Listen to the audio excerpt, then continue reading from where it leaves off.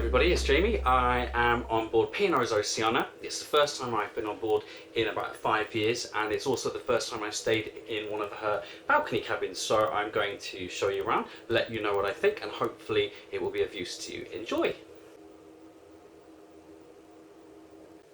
The storage space on Oceana is ample. I wouldn't say there's as much room as perhaps on some of the newer ships, but it's still perfectly acceptable for the two of us, and I think if there were a family of 4 you would also be fine. So you have 3 wardrobe compartments. In one in particular you have 2 levels, one up and one below for your clothes. You also have hooks and areas where you can put belts, ties and so on, so not too bad at all. There's also an area for the life jackets. You have a safe, and something I haven't seen probably since I lived in a house in Plymouth about 25-30 years ago. These really good retro pull-out drawers. Fantastic. Gotta love a bit of retro feet.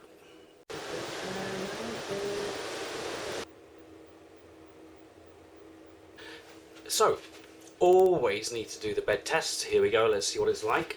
Good queen size, let's go. I like.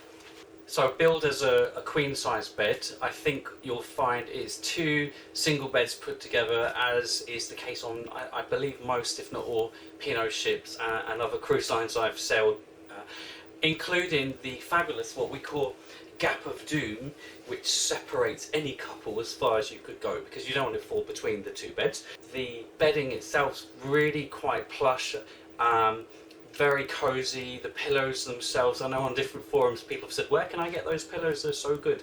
I don't know, but we have had a really good week's sleep on board Oceana in this good old queen size. And to the side of the bed you have a little bit more storage. There are 6 drawers there. There's a pull-out stool. We've got a 4-bar for all electricals. One good thing about the P&O ships, and particularly this cabin, is of course you've got a kettle. You've got your pure gold coffees here. Some of them are decaf. Twinnings every day. I think you can ask for other teas, and certainly you can get a wider range in the buffet. You could always bring them down. You've got your sugars, you've got sweeteners, whole milk, UHT. I know some of you don't like that. You can bring your own milk and put it in the fridge if you want to. And of course every day you get your biscuits topped up. Just make sure you take them out, otherwise you will be left with the same 2 for the whole week. Now, I always bring magnets with me on a cruise, just to put up our Horizon newsletters that tell you all the information you need to know about your day, either in port or at sea.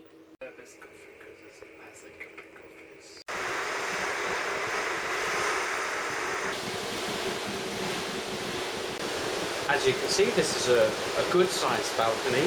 It's certainly larger than some of the balconies on the newer ships, the larger ships, so I do appreciate the space. There are 2 chairs which recline quite well. There's a small table in the middle to put any of your snacks and drinks. There's actually a ledge as well that runs alongside the whole balcony. Great views from the balcony cabin. We've had the sun on this side quite a lot. It just happens that we're now going back to Malta and the sun is on the other side. But a really nice place to relax, to soak up the scenery. That's why we're here, isn't it?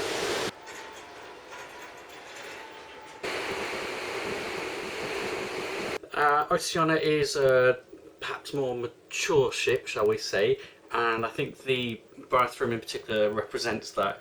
Slightly old-fashioned, not necessarily as much space as you will get again on the newer ships, the larger ships, but again it's perfectly acceptable. You have storage shelves here. Under the sink you've also got an area where you can store your toiletries, towels and so on if you want. And the all-important shower. We do have a clingy curtain, not my favourite.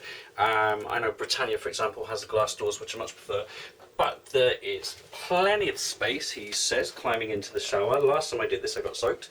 I think there's room for 3 people in here, folks. 3 people, imagine. As I always say, P&O showers, actually powerful, hot. What more could you need?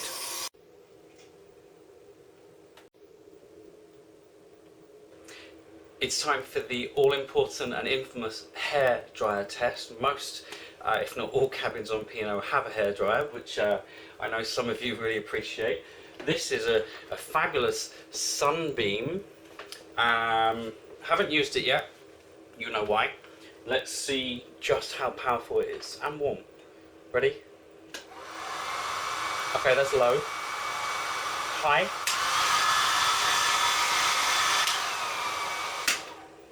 It's hot as well.